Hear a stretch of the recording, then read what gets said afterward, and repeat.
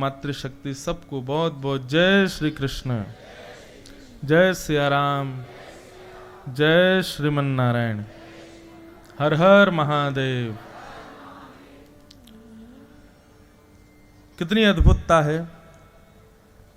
हमारे मुखिया जी का जब आगमन हुआ कथा में, उस समय आप लोग जयदेव कृत गीत गोविंद गा रहे थे, लेकिन जब मुखिया जी मंच पर चढ़े तब पंक्ति कौन सी चल रही थी? अभिनव जलधर सुंदर धृत मंदर है, श्री मुख चंद्र चकोर जय जय देव हरे। जयदेव महाप्रभु कहते हैं, बोले जब आकाश में इंद्र ने कोप करके बादलों को प्रकट कर दिया, तब उस मूसलाधार बारिश से रक्षा करने के लिए ठाकुर जी ने अपने बाम हस्त की इकन्नी उंगली पर श्री गोवर्धन नाथ को धारण कर लिया। अभिनव, उसी समय ठाकुर जी का ये गिरधर स्वरूप प्रकट हो रहा था जयदेव स्तुति में। जब हमारे मुखिया जी आए तो मानो, मैं कथाओं में कहा करता हूं बंधु, हम जिसकी सेवा करते हैं, जिसकी आराधना करते हैं, जिसको भजते हैं, जिसको पूजते हैं, जिसको याद करते हैं, धीरे धीरे हम उसके जैसे ही हो जाते हैं। एक भृंगी कीट का विषय आता है भागवत में। भृंगी कीट एक कीड़ा होता है। वो क्या करता है, छोटे छोटे छोटे कीड़ों को पकड़ करके ले जाता है और एक छोटा सा मिट्टी का एक कुछ बनाता है दीवारों पर, उसमें ले जाके कीड़ों को छोड़ देता है। और भृंगी कीट क्या करता है, फिर उन कीड़ों को डराता है। तो वो कीड़े 24 घंटे भृंगी कीट को देखते देखते देखते देखते देखते देखते वो कीड़े भी भृंगी कीट बन जाते, उसी के जैसे हो जाते। उसी से ही उसका वंश आगे बढ़ता है। वो ऐसे ही अपने रूपों को प्रकट करता है। अब कहने को तो एक दोषजन्य एक एग्जाम्पल था, लेकिन वास्तविकता में ठाकुर जी की आराधना करने वाले, ठाकुर जी की सेवा करने वाले, ठाकुर जी की नित्य अर्चना करने वाले, जिनसे बुलवाओ तो ठाकुर जी के अलावा कोई बात ही नहीं हो, ऐसे लोग जब ठाकुर जी के समीप बहुत रहते हैं ना, तो उनके किसी भाव में ठाकुर जी दिखने लग जाते हैं। या तो वे जब बोलेंगे तो ऐसा लगेगा कि ठाकुर जी से संबंधी कोई चर्चा है। उनका मुख, उनके नेत्र, उनके वाणी, उनकी हंसी, उनका कुछ भी अंग कहीं ना कहीं तो ठाकुर जी से कुछ तो मैच करता है। ये होने लग जाता है। तो आज जयदेव महाप्रभु की स्तुति में श्री गोवर्धन नाथ जी का वर्णन हो रहा था, और तभी गिरिराज जी के परम उपासक श्रीमद् वल्लभाचार्य जी महाराज के वंश में उत्पन्न ये समस्त सृष्टि, पुष्टि सृष्टि के एक स्थान जो बुरहानपुर में है, वहां के मुखिया जी पधारे। बहुत बहुत आपके चरणों में प्रणाम। मैं इस श्लोक पर लगभग कथाओं में बोलता ही हूं। जयदेव महाप्रभु कहते हैं, बोले ठाकुर जी, आपने अपने बाम हस्त की कन्नी उंगली पर गिरिराज जी धारण किए। सबसे पहले तो आश्चर्य की बात यही है कि इंद्र ने मेघमालाओं को जब आक्रमण करने के लिए ब्रज में भेजा, तो आपने इंद्र को फटकारने की जगह गिरिराज जी उठा लिए।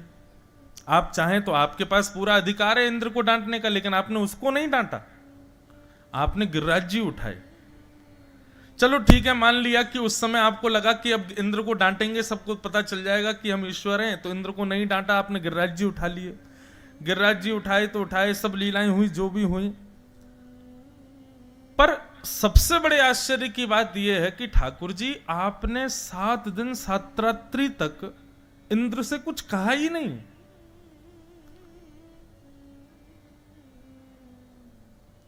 हमारे अष्ट सखा गाते हैं, कान्हा कुंवर के कर पल्लव पर, मानो गोवर्धन नृत्य करे, ज्यों ज्यों तान उठत मुरली की, त्यों त्यों लालन अधर धरे, मानो गोवर्धन नृत्य नृत्य करे।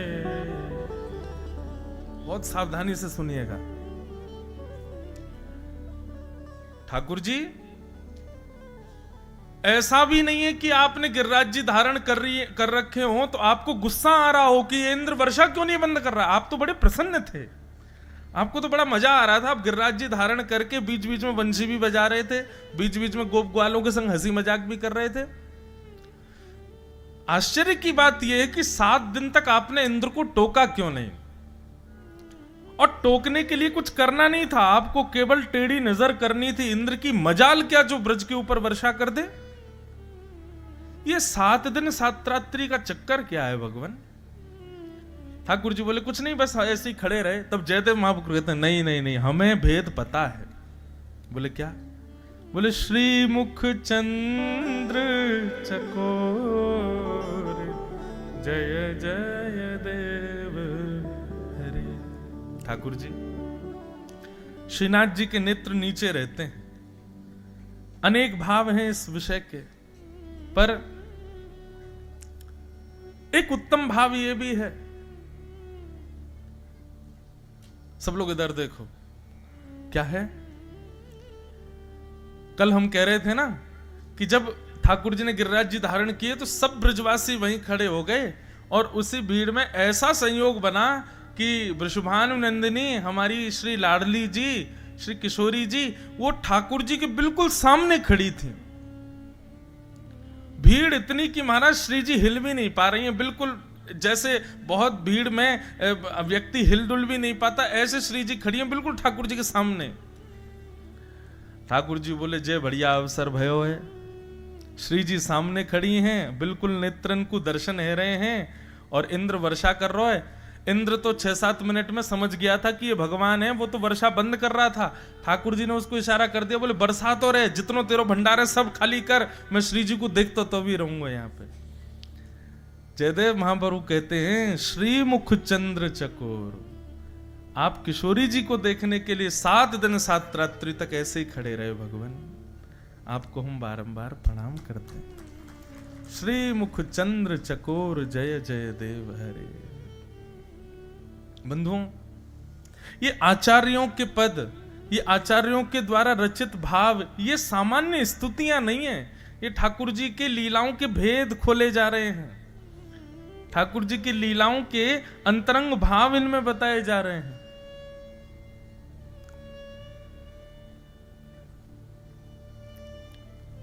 ऐसे मधुर श्री ठाकुर जी ने 7 दिन 7 रात्रि पर्यंत गिरिराज जी को अपने वाम हस्त की 1 उंगली के नख पर धारण किया। महाराज जी, अभी द्वारिका में कथा थी जनवरी में, तो अपने बड़ोदरा के महाराज श्री, उनके सुपुत्र हमारे बड़े अच्छे मित्र हैं श्री शरणम कुमार गोस्वामी जी, वे आए थे वहां। उनसे चर्चा हो रही थी, बहुत अच्छी बात एक उन्होंने कही।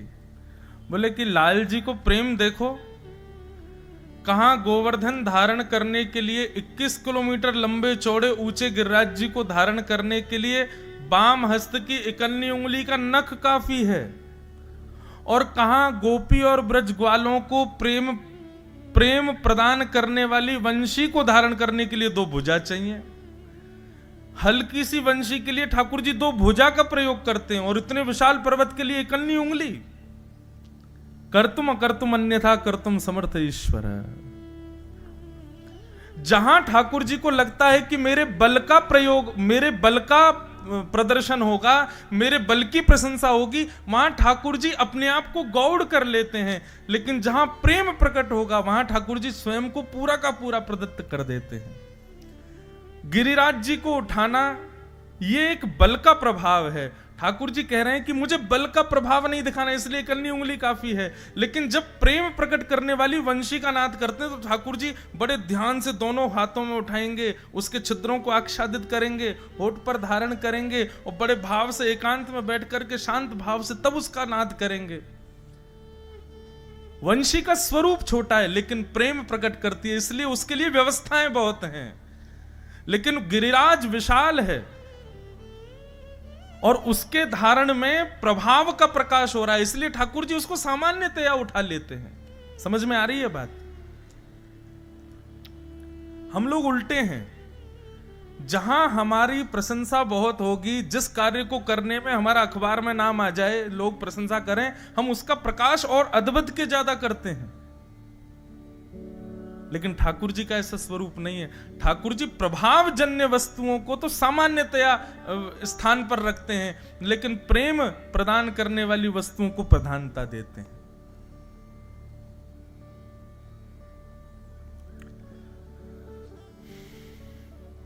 ठाकुर जी ने गिरिराज जी धारण किए। 7 दिन 7 रात्रि बाद इंद्र ने मेघमालाओं को आज्ञा की, वर्षा बंद हुई। ठाकुर जी ने पुनर्गिरिराज जी को विराजमान किया। खूब जय जयकार हुई। ठाकुर जी को लेकर के सब ब्रजवासी कंधे पर उठा करके नाचने लगे, खूब आनंद करने लगे। अब गर्ग संहिता की एक कथा आती है, बहुत ध्यान से सुनना। जब ठाकुर जी ने गिरिराज जी वापस विराजमान कर दिए तो ब्रजवासियों के कुछ समूह आपस में चर्चा करने लगे। बोले, ये नंद जी को लाला जो है का है ना, जे सामान्य बालक नहीं है, जे कोई भगवान है और या फिर ये कोई देवता है। और वे सब गए जाकर के नंद बाबा से कहने लगे, बोले नंद बाबा आप हमसे कछु छुपा रहे हो, सांची सांची बताओ, ये तुम्हारे लाला में ऐसा कौन सा गुण है, ऐसे कौन से देवता हैं या कि बंदर, या फिर या में कछु तो विशेषता है, हमको बताओ। नंद बाबा बोले, देखो कोई विशेषता नहीं है, आपको सांची बता दूं। गर्गाचार्य जी ने जब हमारे लाला को नामकरण संस्कार किया तो नामकरण करते समय गर्गाचार्य जी बोल के गए कि भैया देखो तुम्हारा जो लाला है ना, ये नारायण समो गुण ही है, नारायण के समान गुण है या लाला में, या हमारे कभी कोई अद्भुत लीला करे तो आप संशय मत करियो। और ये बात गर्गाचार्य जी ने 2 लोगन के काजे ब्रज में कही है, एक वृषभानुनंदनी किशोरी जी के लिए और दूसरी ठाकुर जी के लिए। तो ब्रजवासी पीछे पड़ गए, बोले तो फिर इन दोनों को ब्याह कराए दो, दोनों उनको ब्याह कर दो।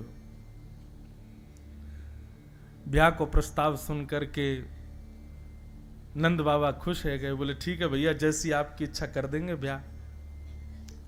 बड़ी अच्छी कथा है। तो नियम क्या है? बोले ब्याह पक्का कब होता है? हमारे यहां पूर्व का ऐसा रिवाज कि बेटी वाले कुछ सामग्री भेजेंगे बेटे वालों के यहां, और वो सामग्री बेटे वाले दुगनी करके भेजेंगे बेटी वालों के यहां, तब संबंध पक्का होगा। तो पहली सामग्री श्री जी के यहां से आई, बरसाने से आई। कितनी सामग्री? बोले इतनी सामग्री आई कि वृंदावन में एक तिल रखने की जगह नहीं बची, इतनी सामग्री आई। बड़ी बड़ी बैलगाड़ी में महाराज हीरे जवाहरात मोती भर भर के आए नंद भवन। नंद बाबा मुनीम जी के संग में बैठे हैं, बोले भैया जितनी सामग्री आए सब लिख लियो, दुगनी दुगनी करके भिजवानी है बरसाने। अब तो महाराज बैलगाड़ी आती जा रही है, आती जा रही, सुबह तो शाम है गई। नंद बाबा बोले और कितनी है? बोले अभी तो जगह ना बची वृंदावन में, अभी तो मार्ग में ही खड़ी है बैलगाड़ी। नंद बाबा बोले मुनीम जी भैया सब देख लो, सामग्री देखो, मणि आदि सब देख लो, कितनों मोल है इनको, और सब व्यवस्था करो, 10 दिन के अंदर दुगनों करके भेजेंगे, तब लाला को ब्याह पक्को होगा। अर्धरात्रि का समय, नंद बाबा प्रसाद पा रहे हैं और गोद में लाल जी बैठे हैं, ठाकुर जी बैठे हैं। इतने में मुनीम जी आए। मुनीम जी आकर के बोले बाबा जे संबंध ना है सके। नंद बाबा बोले क्यों? बोले बाबा अभी एक बैलगाड़ी की एक मोती की माला को मैंने मोल निकालो तो आपकी 9 लाख गैया बिक जाएंगी, पूरा नंद भवन बिक जाएगा, वृंदावन बिक जाएगा एक माला में, तब भी एक माला की भरपाई नहीं है पाएगी। ऐसी असंख्य बैलगाड़ी भर के सामग्री है, कहां तक करेंगे हम ब्याह? नंद बाबा बोले तो कहा करें? बोले कल यथावत जितनी सामग्री है सब वापस बरसाने भेज दो, और ब्रजभानु जी तो मना कर दो। बोले भैया ये ब्याह ना है सके। ठाकुर जी गोदी में बैठे बैठे और मुनीम जी को घूर रहे हैं, बोले दारी के मेरो ब्याह तुड़वावे आयो है। नंद बाबा मुनीम जी बात कर रहे, इतने में ठाकुर जी उठ के भागे और एक बैलगाड़ी की एक माला लेकर के ठाकुर जी कहीं चले गए। दूसरे दिन सब सामग्री वापस करवे को समय आयो। मुनीम जी सब गिन लो, जितनी सामग्री आई उतनी है कि नहीं। मुनीम जी सब गिनते जा रहे हैं, हाँ भाई इतने मोती हैं, इतने हीरा हैं, इतने ये हैं, सब इतनी बैलगाड़ी हैं, सब गिनते गिनते मुनीम जी बोले भगवान सब कछ हुआ, लेकिन एक मोती की बैलगाड़ी में से एक माला गायब है, वो नहीं मिल रही है। नंद बाबा सिर पे हाथ धर के बैठ गए, बोले दुगनो करनो तो दूर की बात, जितनो आयो उतनो भी ना पहुंचा पा रहे वापस। जन कहां ते कोई निगोरो चोर आगो चोरी करके ले गो रात में। नंद बाबा बड़े परेशान। इतने में ही नन्हे से मदन गोपाल आए। बाबा कहा भयो, तुम रो काई को रहे हो? अरे देख लाला, तेरे ब्याह के काजे इतनी सामग्री आई, ना जाने कहां ते कौन सा कोई चोर आयो, या मैं तो एक मोती की माला लेके भाज गयो। कहा करें, हम तो मुंह दिखावे लायक भी नहीं बचे, ब्रजभानु जी कहां सोचेंगे हमारे बारे में। ठाकुर जी बोले बाबा चिंता क्या कर रहे हो, बा माला है तो मैं लेके चलोगो। ठाकुर जी बोले कहां लेके गए हो? अरे बाबा कल मुनीम जी कह रहे हैं ना हम पे सामग्री इतनी नहीं है कि हम दुगनों करें, तो मैंने अपनी बुद्धि लगाई, मैंने सोची कि हमारे नंद बाबा बीज लेके आमे और खेतन में बो दें, सोई बीज में ते अनेक फसल है जाए, दुगनी दुगनी है करके फिर महाराज दुकान में हम लोग जाके बांट दें हमें। मैंने सोची जब मोती हीरे जवाहरात कम पड़ रहे हैं तो इनको भी बोए दो, इनके वृक्ष प्रकट हो जाएंगे, पौधा आ जाएंगे, उनमें फल रूप में ये भी लग जाएंगे। नंद बाबा बोले बाबड़े कहा करके आयो लाला, ये कोई मोती बोवे तो होवे थोड़े ही है, अमुक दिखा तो सही कहां बो के आयो है। ठाकुर जी उंगली पकड़ करके नंद बाबा को ले गए। आज भी बंधुओं वो गांव, वो स्थान विद्यमान है नंद गांव के पास में। ठाकुर जी लेकर के गए, नंद बाबा ने जैसे ही खेत में जाके देखो तो मोती हीरे जवाहरात मणियों के बड़े बड़े वृक्ष लगे हैं और उन पर फल रूप में मोती मणि और सुंदर सुंदर आभूषण लटके हुए हैं। नंद बाबा तो देख करके हैरान है कि बोले लाला जे कैसे भयो? बोले बाबा वो मत सोचो कैसे भयो, मेरो ब्याह पक्को कर दो, ये सब दुगनो दुगनो करके भिजवाए दो, मेरो ब्याह कराए दो। तो ऐसे कहीं कहीं ब्रज के ग्रंथों में, कहीं कहीं गर्ग संहिता में, कहीं कहीं ब्रज के साहित्य में किशोरी जी के साथ ठाकुर जी का विवाह संपन्न हुआ, ऐसा भाव। वैसे बंधुओं एक बात कहें, लोग कहते हैं महाराज जी ठाकुर जी का रुक्मणी जी से ब्याह हुआ, किशोरी जी से ब्याह बातें करनो पड़े जाते ना होवे, जो अपनों ही है, जो हमारो ही है, वाकू ब्याह करके दिखावे की कहा आवश्यकता। श्री जी ठाकुर जी से भिन्न नहीं है, श्री जी ठाकुर जी से अलग नहीं है, श्री जी तो नित्य ठाकुर जी की हैं। हाँ लक्ष्मी ठाकुर जी की नहीं है, इसलिए ठाकुर जी उससे ब्याह करते हैं। ब्याह उसी से तो किया जाता है जो हमारा नहीं है, अपना बनाने के लिए उससे ब्याह किया जाता है, लेकिन जो नित्य हमारा है। अब ये विषय ऐसा है कि इसके लिए तो फिर भाव से राधा रसामृत सुनो, ब्रज की लीलाएं अलग से सुनो, वो हम करते हैं, साल में 1-2 बार करते हैं, तब ये भाव समझ आए। तो इस भांति ठाकुर जी का मंगल गोवर्धन उत्सव सुसंपन्न हुआ। भगवान ने गिरिराज जी धारण किए। गोवर्धन, गो कहते हैं बंधुओं इंद्रियों को, हमारे शरीर की समस्त इंद्रियों को गो कहा जाता है, और इस गौ रूपी इंद्रिय का जो वर्धन करे कृष्ण भक्ति में, उनका नाम है गोवर्धन। हम एक युक्ति और बताते हैं कथाओं में, जैसे भक्ति में क्या होता है, किसी को कथा सुनने में बहुत अच्छा लगता है पर उसको दर्शन में इतना सुख नहीं मिलता। मतलब कथा सुनवा लो कितनी भी, लेकिन उससे कहो चलो वृंदावन चलो, गोवर्धन चलो, गिरिराज जी चलो, कथा सुनवा दो भैया, ये सब मत करवाओ भैया, घुमा दियो। क्या बता रहे थे हम, क्या बता रहे थे? हैं? हाँ गोवर्धन हाँ। तो हमारी समस्त इंद्रियां अलग अलग बटी हुई हैं। किसी व्यक्ति को कथा सुनने में बहुत अच्छा लगता है पर दर्शन में इतना सुख नहीं मिलता।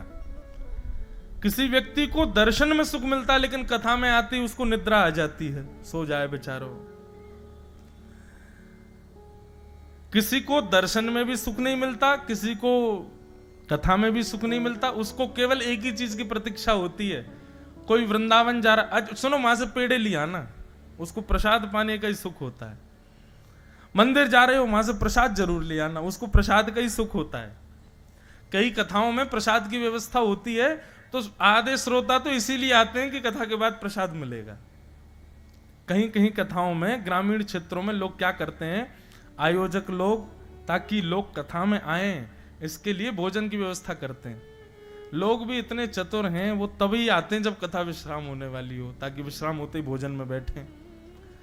तो किसी को दर्शन में सुख है, किसी को श्रवण में सुख है, किसी को पाने में सुख है।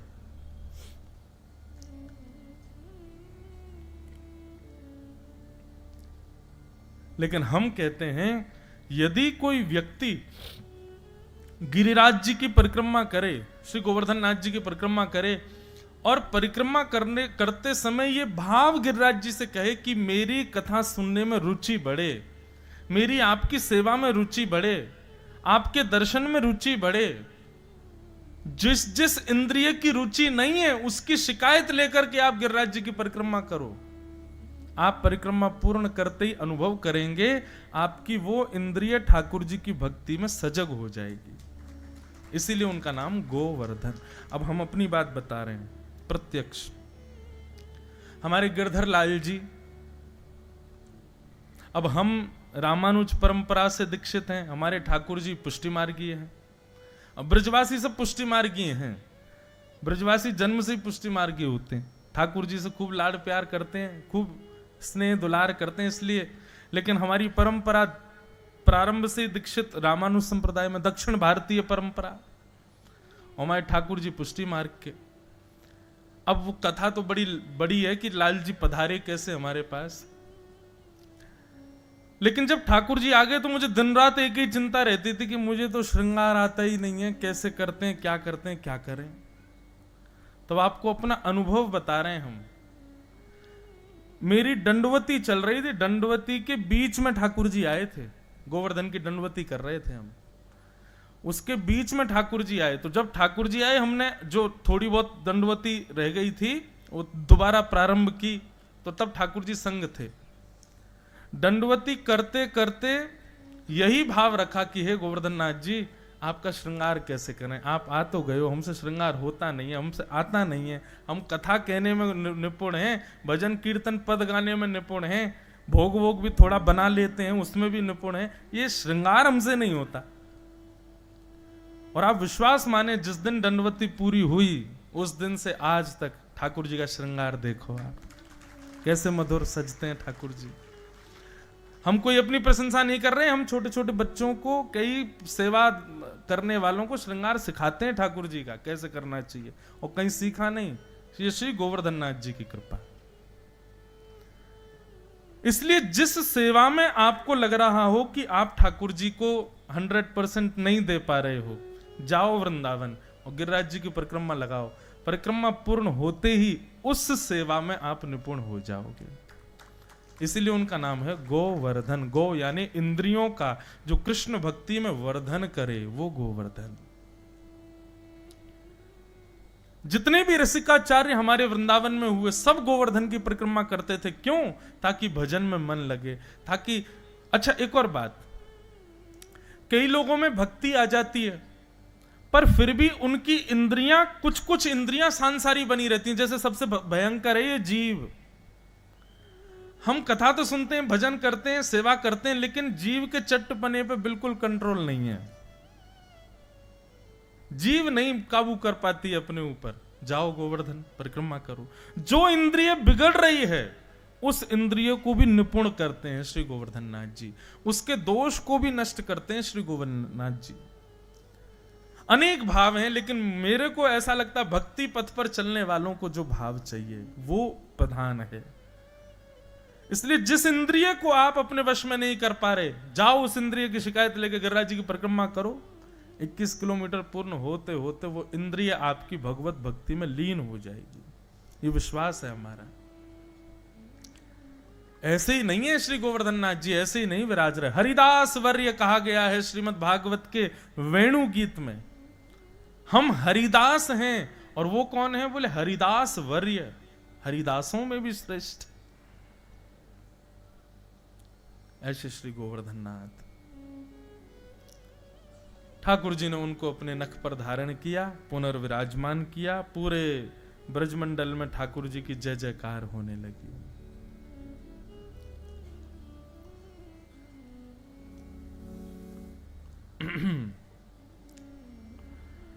आगे बंधुओं भागवत में फिर गायों ने भगवान का नाम रखा गोविंद, क्योंकि गौ की सेवा के लिए ही ठाकुर जी ने गिरिराज जी धारण किए। गायन के संग धावे, गायन में सचु पावे, गायन के हेत गिरी कर ले उठायो।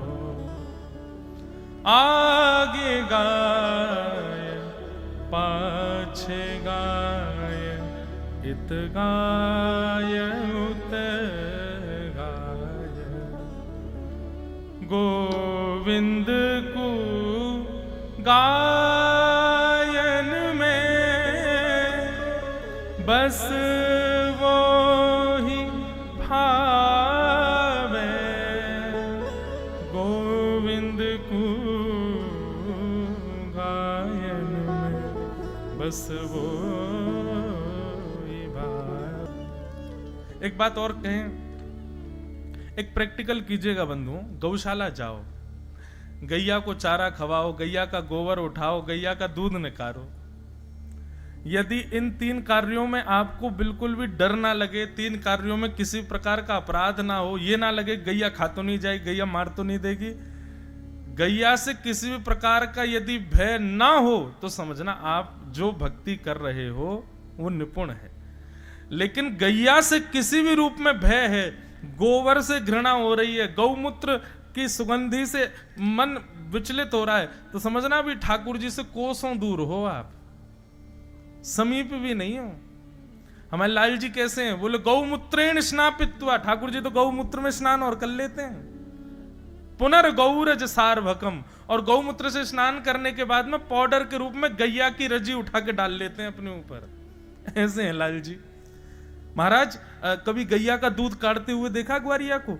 तो पीछे के पैर कई ग्वारिया बांध देते हैं दोहनी से। कई गैया जो होती हैं लात मार देती हैं, तो उनके पैर ऐसे बांध देते हैं। तब तो ठाकुर जी क्या करते हैं, कई बार तो गैया चराने जब जाते हैं तो दोहनी की ही अपने सिर पर पाग बांध लेते हैं, जिससे गैया के पैर बांधे गए हैं।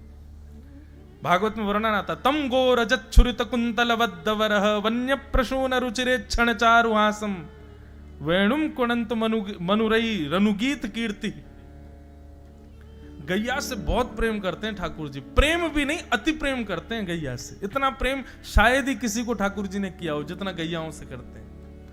इसलिए गाय से यदि आपको प्रेम है, गौ प्रिय लगती है, तो निश्चित है गोपाल जी को आप प्रिय लगोगे। ठाकुर जी ने गिरिराज जी धारण किए, गैयाओं ने भगवान का नामकरण किया। आगे फिर एकादशी व्रत की कथा आती है। कितने लोग एकादशी व्रत करते हैं? सांची वारे बताओ, इतने लोग करते हैं? बंधुओं, एकादशी क्या है?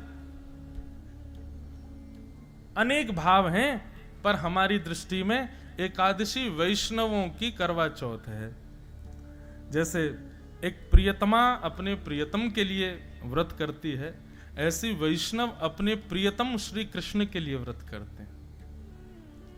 और व्रत का कारण चाहे कुछ भी हो, पर एक ही प्रधान है कि प्रेम बढ़े ठाकुर जी के प्रति। हमारी आयु 2 चीजों से कम होती है, एक तो बहुत खाने से और दूसरा बहुत बोलने से। 2 चीजों से आयु पर असर पड़ता है। जितना ज्यादा खाओगे उतनी जल्दी आप अलविदा कह जाओगे, और जितना ज्यादा चपड़ चपड़ संसार की बातें करोगे उतनी जल्दी आयु आपकी कम होगी। व्यक्ति जब व्रत करता है तो अन्न नहीं खाता, और जब वो अन्न नहीं खाता तो उसकी एक दिन की आयु बढ़ जाती है, एक ही दिन की बढ़ती है बस। आज पूरे दिन हमने अन्न नहीं पाया, एक दिन की आयु बढ़ेगी। लेकिन एकादशी व्रत करने वाले वैष्णव पूरे एक दिन अन्न नहीं पाते, और अन्न किस लिए नहीं पाते, बोले ठाकुर जी के लिए नहीं पाते। तो उसका अभिप्राय ये होता है कि एकादशी व्रत करने वाला एक दिन की आयु जो उसको मिली वो ठाकुर जी को अर्पित कर देता है, भगवत चरणों में अर्पित कर देता। बोले प्रभु मुझे नहीं चाहिए, बस ऐसा कर दो, मेरे अब शेष दिन जो हैं, जितनी एकादशी मैंने करी गिन लेना, उतनी एकादशी मतलब उतने दिन ठाकुर जी के हो गए मेरे जीवन के। कई लोग कहते महाराज जी एकादशी का उद्यापन कर लें। उद्यापन का मतलब हो जाता है कि फिर उसके बाद एकादशी ना करूं तो चलेगा। मुझे ऐसा लगता है कि क्यों करना है, जब तक धराधाम पर हैं तब तक एक एक, वैसे तो हम हर दिन ठाकुर जी को दें, लेकिन 15 दिन में से एक स्पेसिफिक एकादशी का दिन यदि ठाकुर जी को ही अर्पित हो जाए तो इसमें बुराई क्या है, हम उससे छुट्टी क्यों चाहते हैं। अब मेरी बात सुन के कहीं जिसका होने वाला हो उद्यापन वो बंद मत कर देना, कर लो, पर जिनका अभी मन नहीं बना है उद्यापन करने का वो करना नहीं। अरे जब तक अंतिम श्वास चले एकादशी करते रहो। श्री नामदेव जी के विषय में एक बड़ी सुंदर कथा आती है।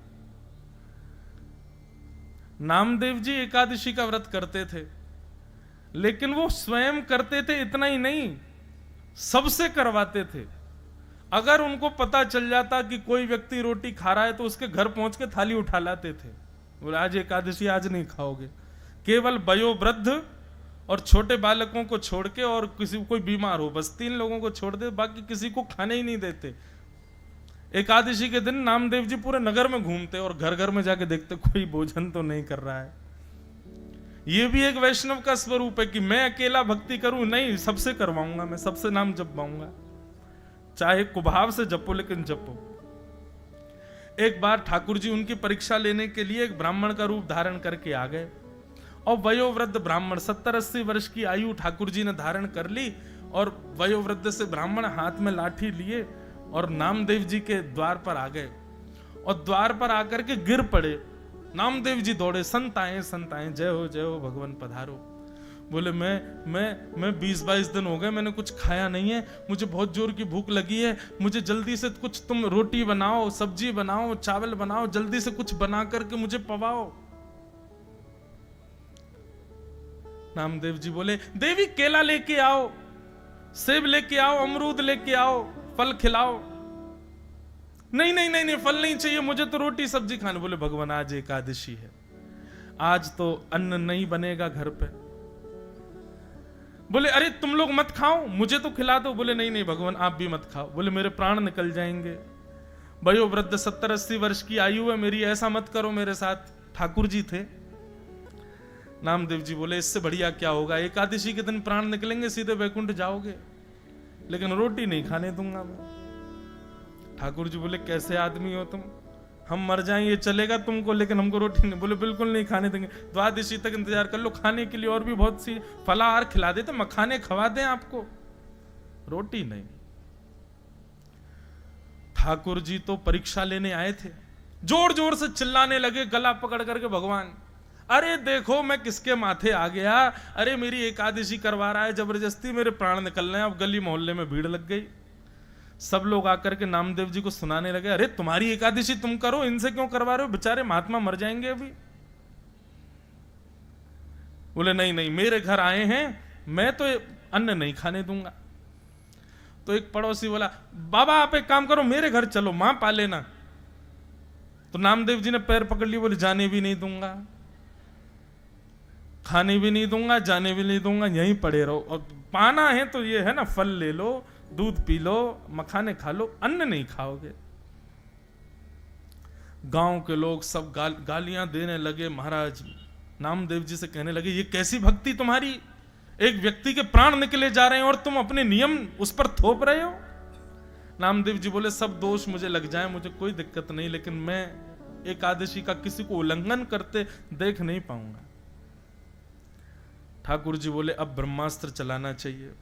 अभी तक तो ठाकुर जी तड़प रहे थे, अब ऐसे स्थिति हो गई, और निकले प्राण निकले, मेरे प्राण निकले, बस बस निकलने वाले हैं, आहा अब तो मेरा हाथ पांव कांप रहे, अरे मेरे प्राण निकलने वाले हैं। सब मोहल्ले के लोग कह रहे नामदेव मान जाओ, बेचारों को कुछ पाने दो। नामदेव जी बोले नहीं नहीं भैया, एकादशी फल खिला दो। और अंत में ठाकुर जी ने ऐसी एक्टिंग करी कि वो जिस रूप में गए थे उनके प्राण निकल ही गए। गली मोहल्ले के लोग कहने लगे राम राम राम, ऐसी एकादशी का क्या फायदा नामदेव, प्राण निकल गए उनके तुम्हारे घर पर, दोष लगेगा तुमको, तुम्हारी भक्ति व्यर्थ है, तुम जबरदस्ती करवाते हो सबसे। नामदेव जी के नेत्र सजल हो गए, अपनी पत्नी से बोले देवी अपराध तो लग गया हमको, भले ही ठाकुर जी के एकादशी के नियम का पालन का ही सही, लेकिन लगा तो है, एक संत के प्राण निकल गए। अपने घर में ही आंगन में चिता बनाई और उस चिता में उस व्यक्ति का शव रखा और शव के अगल बगल नामदेव जी और उनकी पत्नी और अपने बच्चों को भी बैठा लिया। बोले हमारा अपराध है ना, व्रत तोड़वाया, व्रत पूर्ण करवाया हमने, एकादशी का पालन किया हमने, तो प्राण भी हम त्यागेंगे। और जैसे ही चिता में अग्नि लगा करके नामदेव जी महाराज बैठे, ठाकुर जी कह रहे थे वारे नामदेव तेरी भक्ति को प्रणाम। ठाकुर जी की कमर में जैसे ही नेक ताप सा लगा, सोई ठाकुर जी तो उठ के बैठ गए और तुरंत नामदेव जी को खींच करके अपने हृदय से लगाया। इतने में ही देखते देखते श्री पंडरीनाथ भगवान के रूप में वो संत प्रकट हो गए और श्री नामदेव जी को हृदय से लगा लिया। सब मोहल्ले के लोगों ने दर्शन किया, सब प्रणाम किए, देखा तो ठाकुर जी वहां से अंतर ध्यान हो गए। एकादशी के दिन ठाकुर जी आंख खोल खोल के देखते हैं कि आज मुझे कौन कौन याद कर रहा है, मेरे लिए कौन कौन व्रत कर रहा है। इसलिए भैया वैष्णवों की 3 निष्ठा हैं, तुलसी माला कंठी निष्ठा, दूसरा नाम निष्ठा और तीसरा एकादशी निष्ठा। ये 3 निष्ठाएं जीवन में लाइए। अगर आप इन तीनों से परे हो तो आप अभी वैष्णव नहीं हो। ये यूनिफॉर्म है 3, ये आपको करने चाहिए। एकादशी व्रत का महात्मा बताया गया। तत्पश्चात फिर यहां से अब रास पंचाध्याय की कथा प्रारंभ होती है। बड़े सावधानी से सब लोग बैठिए, भगवान के रास की कथा हम लोग श्रवण करें। कि भगवान पिता रात्रि शरदोत्फुल्ल मल्लिका विक्षरन्तुं मनश्चक्रे योगमायामुपाश्रित। बिल्कुल सावधानी से सुनिएगा। रास लोग रास का नाम सुनते ही अपने मन में नृत्य की भूमिका प्रकट कर लेते हैं, नृत्य, पर नहीं, रास का मतलब नृत्य नहीं होता। मैं कथाओं में कहा करता हूं, आप जब भगवत मिलन की प्राप्ति के प्रयास करते हो, आप ठाकुर जी से मिलना चाहते हो, उसके जितने भी प्रयास हैं वो सब रस कहलाते हैं। लेकिन आपकी भक्ति से प्रसन्न होकर ठाकुर जी अनुग्रह कर दें और ठाकुर जी आपके पास आ जाएं, वो रास कहलाता है।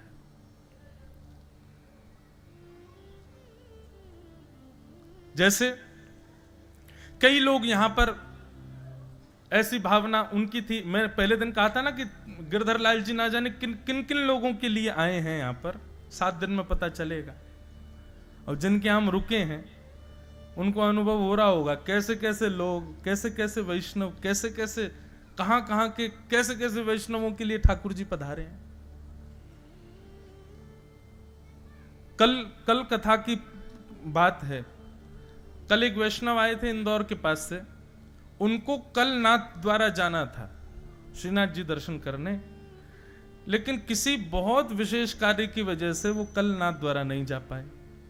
तो बेचारे व्यथित थे, तो बोले कि ठीक है, खंडवा में कथा चल रही, महाराज जी को वहीं चले जाएं। तो बोले महाराज जी रास्ते में आप कथा में कहते हैं कि आप मन में सोच लो, वैसा कुछ हो जाए तो समझो कि ठाकुर जी आपसे प्रसन्न है। बोले मैंने मन में विचार किया, कि हे लाल जी, हम नाथ द्वारा तो नहीं जा पाए, पर हम कथा में आ रहे हैं, आज कृपा करके आप दर्शन दे दो। बोले महाराज जी हम आके बैठे ही थे और आप बोले कि आज गिरधर लाल जी कथा में आ रहे हैं।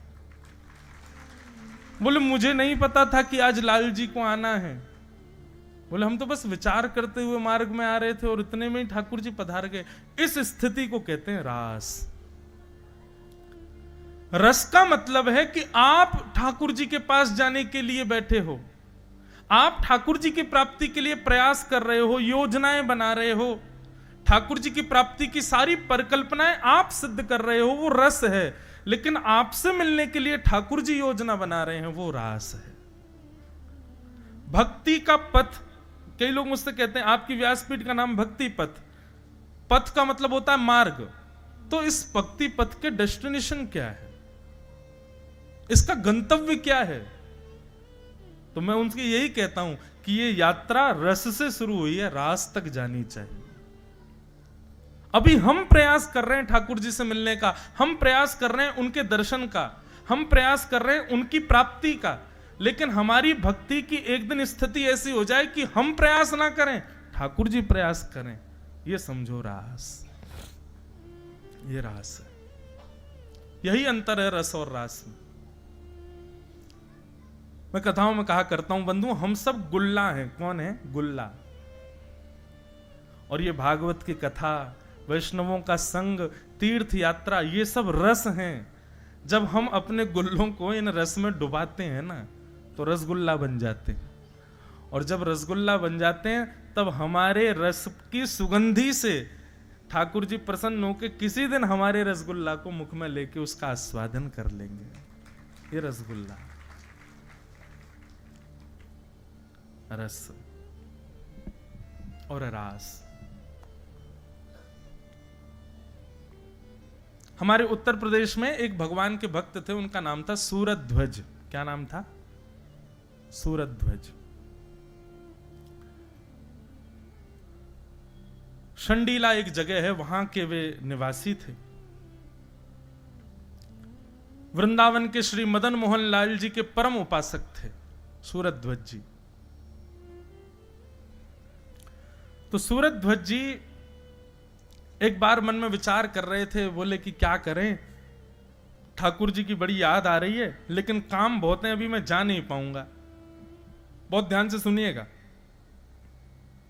तो सूरध्वज जी ने क्या किया, देखा कि गन्ने की खेती हो रही है और गन्ना अब कट करके रस का गुड़ बनाया जा रहा है। उत्तर प्रदेश में, मध्य प्रदेश के भी कई क्षेत्रों में गन्ने का गुड़ बहुत बढ़िया बनता है।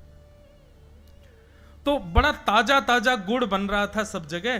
तो सूरध्वज जी ने क्या किया, एक दुकान पर जाकर के एक दुकानदार से कहा, भैया सुनो, 2 बैलगाड़ी भर करके गुड़ हमको वृंदावन पहुंचवाना है, उसका क्या खर्चा आएगा सब हमको बताओ। दुकानदार बोले महाराज इतना सारा गुड़ आप संडीले से वृंदावन भेजोगे बैलगाड़ियों में भर करके, बहुत पैसा लगेगा। इससे बढ़िया तो किसी आदमी को धन देकर के, आधा धन देकर के आप वृंदावन भेज दो, वृंदावन में भी गुड़ मिलता है, वहीं से खरीद के ठाकुर जी को निवेदित कर देंगे। सूरध्वज जी बोले नहीं, मैं प्रेम करता हूं ठाकुर जी से, ठीक है कि गुड़ वहां भी मिलता है, लेकिन मैं वहां से भेजूंगा जहां मैं रहता हूं, यही तो प्रेम का स्वरूप है। मिठाइयां तो दुकानों पर मिलती हैं ठाकुर जी के लिए, लेकिन वास्तविकता बता रहे हैं, आप दुकानों से मिठाई खरीद के ठाकुर जी का भोग लगाने ले जाते हो, ठाकुर जी उसको देख करके कहते होंगे हाँ ठीक है लाओ धर दो, लेकिन जब अपने घर में स्वयं रसोई में बना करके लेके जाते होगे ना, ठाकुर जी मानो जैसे जीभ चाटते होंगे, बल्ला अल्लाह क्या भैया घर से बना के लाए हो। अपने प्रेम में अपनी वस्तु प्रदान की जाती है, अपनी समीप की वस्तु दी जाती है, भले ही उसमें फिर खर्चा कितना भी हो। सूरध्वज जी ने बढ़िया सुंदर गुड़ बैलगाड़ियों में धरवा करके भिजवाया और गुड़ की बैलगाड़ी पहुंची अर्धरात्रि में वृंदावन। और जैसे ही वृंदावन पहुंची, मदन मोहन जी के मंदिर के बाहर मंदिर बंद हो चुका था। पुजारियों ने कहा, बोले भैया सुबह तक प्रतीक्षा करो, सुबह मंदिर खुलेगा तब गुड़ भीतर जाएगा। लेकिन भीतर बैठे मदन मोहन लाल जी बेचैन हो गए और जैसे ही पुजारी जी सोने के लिए गए, मुखिया जी शयन में गए, स्वप्न में श्री मदन मोहन लाल जी प्रकट हो गए और रोने लगे। मुखिया जी बोले, जय जय कहा भयो, आप रो क्यों रहे हो, कोई पीड़ा? बोले ना है, मेरो बहुत जोर से गुड़ खावे को मन कर रहा है। बोले जय जय, अभी संडीले से गुड़ आए हैं आपके लिए, लेकिन सुबह तक ने प्रतीक्षा कर लो, अब तो रात्रि शयन को समय है गयो है, सुबह 4 बजे आपकी मंगला होगी, मंगला के बाद मैं पहले गुड़ को ही भोग लगाऊंगा, गुड़ की कोई बढ़िया सामग्री बना के आपको पवाऊंगा। मदन मोहन लाल जी स्वप्न में और जोर जोर से रोने लगे। बोले मैं 4 दिन से प्रतीक्षा कर रहे हो या गुड़ की, आज बेचारो जैसे तैसे यहां पहुंचो रात्रि में, अब तुम मुझसे और प्रतीक्षा करवे की कह रहे हो? तुम कह रहे हो सुबह तक और प्रतीक्षा करूं मैं? अगर तुम मेरे सच्चे प्रेमी हो तो अभी आओ, मंदिर खोलो, गुड़ भीतर लाके खीर बनाओ गुड़ की, मुझको अभी पवा। इसको कहते हैं रास, ये रस नहीं है। अपने भक्त की प्रेम स्थिति को ठाकुर जी स्वीकार करने के लिए लालायित हों, उसको रास कहते हैं।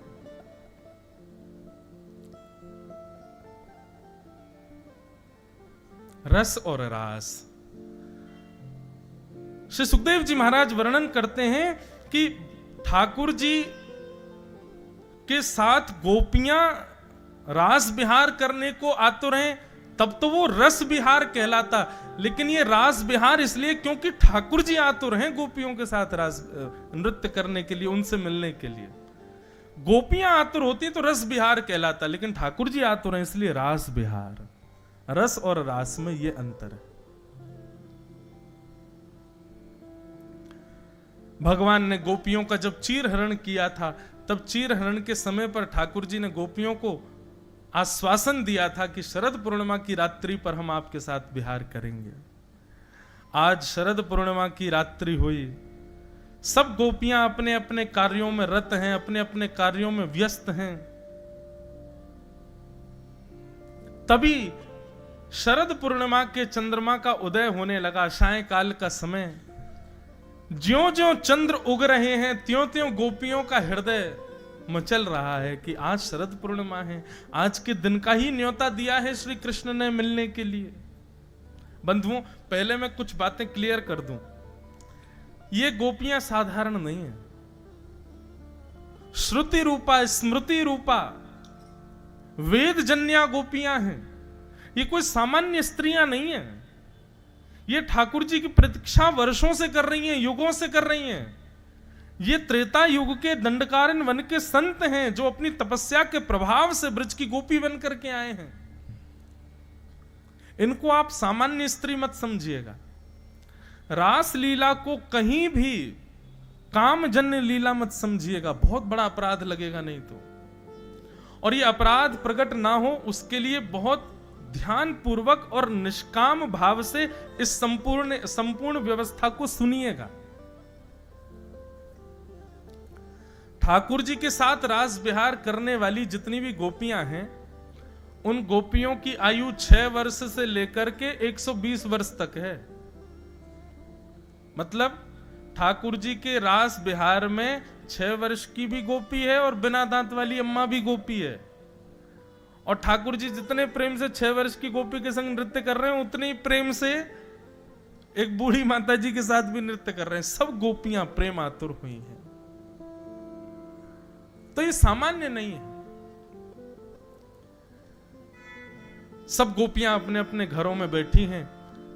तभी शरद पूर्णिमा का चंद्रमा उदित हुआ। ठाकुर जी वन में गए और कदम्ब वृक्ष के नीचे बैठ करके जैसे ही अपनी वंशी को अपने अधरों पर रख करके प्राण पिरोए, बाजने लगी वंशी वृंदावन में। और वंशी का नाद जैसे ही ब्रज की गोपियों के कर्ण रंध्र में पड़ा, दौड़ने लगी, भागने लगी गोपियां श्री कृष्ण से मिलने के लिए। बंधुओं, वंशी तो सबको सुनाई दे रही है, लेकिन उस वंशी में आमंत्रण केवल उनको सुनाई दे रहा है जो कृष्ण प्रेम में उन्मुक्त है। कथा हजारों लोग सुन रहे हैं, लेकिन परिवर्तित जीवन 1 या 2 लोगों का ही हो पाता है। ज्यादा से ज्यादा 10 लोगों का हो जाएगा, इससे ज्यादा लोग परिवर्तित नहीं होते कथा से। सुनने के लिए आएंगे हजारों लोग, लेकिन जिनका जीवन बिल्कुल परिवर्तित हो जाए ऐसे बहुत कम लोग ही होंगे। उनके लिए यही विचार करो कि ये गोपी ही थे जिनको कथा रूपी वेणु का नाद श्रवण हो रहा था, सुनाई दे रहा था।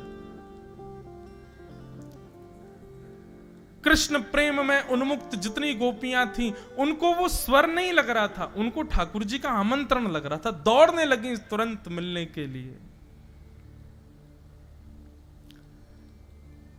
ऐसा नहीं कि गोपियां व्यवस्थाएं करके दौड़ी हैं, जैसी व्यवस्था अवस्था में थी वैसे ही गई हैं कृष्ण के पास। सब दौड़ने लगे। कोई गोपी स्नान कर रही थी, स्नान करने के बाद वस्त्र धारण कर रही थी, तभी वेणु की ध्वनि सुनाई दी तो वस्त्र भी ढंग से पहन नहीं पाई, अस्त व्यस्त वस्त्र में दौड़ी है। कोई गोपी अपने केश काट रही थी, आधे केश की तो बेणी गूंथ ली थी, आधे केश बचे थे, जैसे ही गूंथने लगी तुरंत वेणु का नाद सुनाई दिया तो आधे केश की चोटी बनी है, आधे खुले, दौड़ी कृष्ण से मिलने के लिए। अंज लोचने, कोई अपने आंख में काजल लगा रही है, एक आंख में काजल लगाए दूसरी में लगाना चाहती है, लेकिन तभी वेणु की ध्वनि सुनाई दी, तुरंत दौड़ी कृष्ण से मिलने के लिए, एक ही आंख में काजल लगा है। कोई गोपी अपना श्रृंगार कर रही थी, तभी वेणु की ध्वनि सुनाई दी तो आंखों वाली वस्तु होठों में लगा ली, होठों वाली आंखों में लगा ली, दौड़ी कृष्ण से मिलने के लिए। कहने का अभिप्राय क्या है? ये गोपियां इस बात को जानती हैं कि श्रृंगार प्रधान नहीं है कृष्ण की प्राप्ति में। ये गोपियां इस बात को जानती हैं कि कृष्ण कभी रूप नहीं देखते कि हम दिख कैसे रही हैं, हमारी अवस्था कैसी है, हमारा स्वरूप कैसा है। ये तो संसार के लोगों की इच्छाएं हैं, ठाकुर जी की ऐसी इच्छा नहीं है। वे तो केवल हृदय देखते हैं, वे तो केवल आपका गुण स्वभाव देखते हैं, आपका श्रृंगार नहीं देखते। क्योंकि ये गोपियां जानती हैं कि श्रृंगार देखते तो पूतना बहुत सुंदर बन के आई थी, उस पर सब मोहित हो गए थे, लेकिन कृष्ण ने तो देखा भी नहीं उसको। तो कोई भी गोपी इतना भी विचार नहीं कर रही कि मैं व्यवस्था तो कर लूं, जैसी है वैसी जा रही है।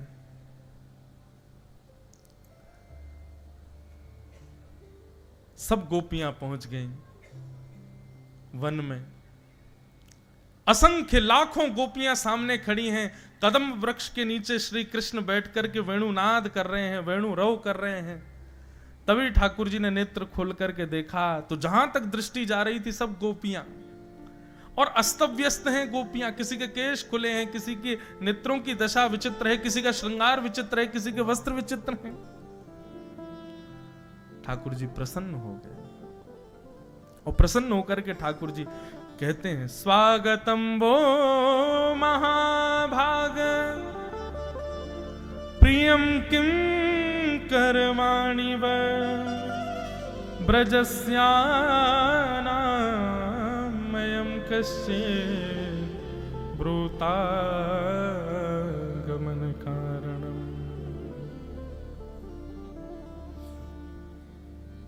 सब गोपियां खड़ी हैं और ठाकुर जी कह रहे हैं, स्वागतम स्वागतम स्वागतम, आइए आइए आइए, आप सबका स्वागत है। वृतागमन कारणम, आप सबके आने का कारण जान सकता हूं मैं? एक तो किसी को निमंत्रण पत्र देना, निमंत्रण पत्र के बाद फिर उसको कॉल करके बुला लेना, और बेचारा व्यक्ति आपके दो दो निमंत्रणों पर आ जाए तो उससे यह पूछना कि तुम कैसे आए, कितना कष्टदायी हो गया ये।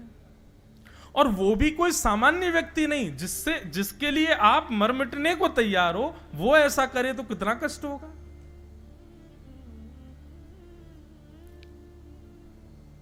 वो तो बढ़िया हुआ कि ये गोपियां आजकल की नहीं थी, नहीं ठाकुर जी को बता देती। फिर एक तो चीर हरण के समय हमको कहा कि हम शरद पूर्णिमा पे मिलेंगे, उसके बाद भी गोपियां बोली शरद पूर्णिमा का चंद्रमा प्रकट हो रहा था, तब भी हम नहीं जा रही थी, अपने अपने कार्यों में रत थी। फिर वंशी बजाई, वेणु बजा करके हमारे कान में आकर के स्वर घोल करके कह रहे हैं कि जल्दी आओ, मैं तुम्हारी प्रतीक्षा कर रहा हूं। और जब हम सब काम छोड़ के चली आ रही हैं, यहां आकर के खड़ी हो गई, लोक लाज छोड़ के आ गई, पति परिवार छोड़ के आ गई, अपने बच्चों को छोड़ के आ गई, ये भी विचार नहीं कर रही हैं कि लौट के जाएंगी तो क्या होगा हाल। और ये कह रहे हैं ब्रूतागमन कारण, हम अपने आने का कारण बताओ। अच्छा एक बात बंधुओं पुष्ट करूं, ये आजकल ये पुष्ट करनी पड़ती है, कलयुग चल रहा है ना, 2 मिनट में संशय करते हैं लोग। तो ठाकुर जी की जो रास लीला है या इस प्रकार की जितनी भी लीलाएं हैं, इन सब में शुकाचार्य जी वर्णन करते हैं योग मायाम उपाश्रित। ये जितनी भी गोपियां ठाकुर जी के पास गई हैं, अब यहां वर्णन आता 6 महीने तक ठाकुर जी रास बिहार करते रहे, तो 6 महीने तक पति बच्चे परिवार कुल खानदान ये सब ऐसे ही पड़े थे, इनको जरा भी नहीं लगा हमारी बहू बेटियां सब कहां चली गई। तो कहते हैं योग मायाम उपाश्रित। योग माया कहते हैं वैष्णो देवी को, योग माया कहते हैं हमारी जितनी भी जगत जननी दुर्गा मैया आदि जितने जिनके हम आराधना करते हैं, ये सब योग माया है। ठाकुर जी के रास बिहार में जब गोपियां पहुंची, तब योग माया गोपियों का रूप धारण करके ब्रज में विचरण कर रही थी। बच्चों को लग रहा था हमारी मां तो संग ही है, परिवार के लोगों को लग रहा था हमारी बहू तो घर पे ही है, कोई अलग थोड़े है। लोगों के मन में यह भी प्रश्न आ सकता है, महाराज जी ये आवश्यकता थी क्या रास बिहार की? ठाकुर जी को पता तो था कलयुग आने वाला है, 2 मिनट में लोग प्रश्न उठाएंगे। दंड कारण वन के संत हैं ये गोपियां। भगवान श्री राम जब रावण को मार करके वापस लौट रहे थे, तब हनुमान जी निवेदन करते हैं, बोले प्रभु दंड कारण वन के असंख्य संत आपका दर्शन करना चाहते हैं। राम जी बोले देखो 14 वर्ष आज पूरे हो गए, सूर्यास्त से पहले अगर मैं अयोध्या नहीं पहुंचा तो मेरा छोटा भाई भरत अपने प्राण त्याग देगा। हनुमान जी आप इन संतों से प्रार्थना कर दो, ये ब्रज का स्मरण करके इतना भजन करें, इतना भजन करें कि जब इनके प्राण निकलेंगे ना, तो ये अगला जन्म इनका ब्रज में ही होगा, और ब्रज में भी तब होगा जब मेरा अवतरण होने वाला होगा। ये मेरा आशीष है। अभी तो ये केवल मेरा दर्शन कर पाएंगे, लेकिन ब्रज में मैं आपको इनको मेरी तरफ से आश्वासन कर देना, ब्रज में जैसे प्रियतमा और प्रियतम रहते हैं वैसा आस्वादन इनको होगा। अभी तो ये संत केवल मुझे प्रणाम कर पाएंगे, लेकिन द्वापर में जब मैं कृष्ण बनूंगा और ये गोपी बनेंगे तो इनके गले में गलवैयां डाल करके खूब रास बिहार करेंगे। तो इसलिए ये वर्षों की प्रतीक्षा की पूर्णता है रास बिहार। ठाकुर जी बोले ब्रूतागमन कारणम, आने का कारण बताओ। गोपियां अपने पैर के अंगूठे से जमीन कुरेद रही हैं क्रोध में भर करके, और ठाकुर जी यहां पर पतिव्रता नारी के लक्षण बता रहे हैं। 10 श्लोकों में ठाकुर जी ने यह बताया पतिव्रता नारी किसको कहते हैं। बोले राम राम राम राम, कितना बड़ा अपराध किया तुमने, अपने पतियों को छोड़ आई हो, अपने बच्चों को छोड़ आई। अरे तुम में से कितनियों के तो नाती नाती भी हो गए हैं, और तुम उस अवस्था में सबको छोड़ के यहां अर्धरात्रि में चली आई हो, कितना बड़ा पाप किया तुम लोगों ने। गोपियां खड़े खड़े सुन रही हैं, कुछ नहीं कह रहे हैं। गोपियां कह रही हैं बोलते जाओ आप। ठाकुर जी कहते हैं भर्तु शुश्रूषणम स्त्रीणाम परो धर्मो यमाय तद्बंधूनाम च कल्याणम प्रजानाम चानुपोषणम। बोले पतिव्रता नारी का धर्म पता है आपको? गोपियां बोली आप ही बताओ। बोले एक पतिव्रता नारी थी, उसका पति अग्निहोत्र करता था। पति के अग्निहोत्र के बाद पति थकान के कारण सो गया, पत्नी पंखा जल रही थी, और उसी समय उनका छोटा सा बालक अग्निकुंड की ओर जा रहा था। अब पत्नी की गोद में पति सो रहा था सर रख करके। पत्नी ने सोचा उठ करके बचाने जाऊंगी तो पति की नींद खुलेगी, मेरा पातिव्रत धर्म टूटेगा, लेकिन बालक को नहीं बचाऊंगी तो वो तो अग्नि में गिर जाएगा। लेकिन उस पतिव्रता स्त्री ने क्या किया, तुरंत अग्निदेव का स्मरण किया और कहा यदि मैंने अपने पति की सच्चे हृदय से सेवा की हो, इनके अतिरिक्त किसी के प्रति मेरा भाव उत्पन्न ना हुआ हो, मेरे पातिव्रत धर्म के फलस्वरूप आप मेरे बालक की रक्षा करना अग्निदेव। गोपियां बोली फिर क्या हुआ? ठाकुर जी बोले फिर क्या, बालक अग्निकुंड में गिरा, थोड़ी देर बाद जब पति की नींद खुली तो दोनों दौड़ करके गए, अग्निकुंड में देखा तो जो जलते हुए अंगार थे वो पुष्प बन गए और उनके बीच में बालक खेल रहा था। ये पतिव्रता नारी का धर्म है। एक कथा और सुनाए पतिव्रता नारी की, बहुत अच्छी और बड़ी अनसुनी कथा है। रावण जब पूरे विश्व पे दिग्विजय प्राप्त कर चुका था, देवताओं को भी हरा दिया रावण ने अपने बल के आगे, तो एक दिन रावण अपनी सभा में बैठा अपने जंघा को थापते हुए कह रहा था, मुझे लगता है पूरे त्रिलोक में 14 भुवन में मुझसे ज्यादा बलशाली कोई नहीं है, मैंने सबको जीत लिया। तब उनके सभा में एक व्यक्ति बुजुर्ग सा आया और आकर के कहा, महाराज आप निश्चित ही बलशाली हैं, पर हम आपसे प्रार्थना करना चाहेंगे कभी अवध नरेश महाराज रघु के यहां मत जाइएगा। भगवान श्री राम जिस वंश में प्रकट हुए, रघुवंश, वो रघु महाराज, ये तब की बात है जब रघु महाराज विराजते थे अवध में। तो व्यक्ति ने कहा, बोले महाराज आप निश्चित ही पूरे विश्व पर जीत चुके हैं, लेकिन आप कभी भूल करके अवध की तरफ मत जाइएगा, अयोध्या के राजा रघु के सामने मत जाइएगा। रावण बोला, आपने मुझे ललकारा है, मुझे चेता दिया है, अब तो मैं जाऊंगा। बोले महाराज मैं फिर हाथ जोड़ के प्रार्थना करूंगा, मत जाइएगा, वे बहुत बलशाली हैं। अरे मैंने सबको हरा दिया, इंद्र आदि कुबेर आदि सब हारे पड़े मुझसे, ये रघु क्या चीज। बोले कि इसके लिए हम आपसे बस प्रार्थना करेंगे, आप एक बार विद्यार्थी बनके हमको देखने जाओ, बस फिर आपको लगे कि हाँ मैं युद्ध कर सकता हूं तो करना। तो रावण विद्यार्थी बनकर के रघु महाराज के पास गया। तो रघु महाराज संध्या कर रहे थे सरजू जी के तट पर बैठ करके। संध्या में निधान होता है बंधुओं, हाथ में जल लेकर के ऐसे अघमर्षण का जल हाथ उठा करके पीछे की ओर डाला जाता है। कहते हैं कि वो जल यदि वृक्ष पर भी गिर जाए तो पूरा वृक्ष सूख जाएगा, इतना बलशाली होता है अघमर्षण का जल। तो महाराज रघु जब अघमर्षण का जल सिद्ध कर रहे थे, उसी समय उनके चिंतन में आया कि दक्षिण भारत के किसी ब्राह्मण के यहां एक गौ माता बंधी हुई है और उस गौ माता पर एक शेर आक्रमण कर रहा है और वो ब्राह्मण त्राही माम करके रक्षमाम करके चिल्ला रहा है, कोई रक्षा करो, कोई रक्षा करो। तभी रघु महाराज ने उसका चिंतन किया और चिंतन करके उस अघमर्षण के जल को शेर का चिंतन करके अपनी भुजा के पीछे अयोध्या में फेंका और दक्षिण में उस ब्राह्मण के यहां गौशाला में उस शेर का वध हो गया। ये थे महाराज रघु।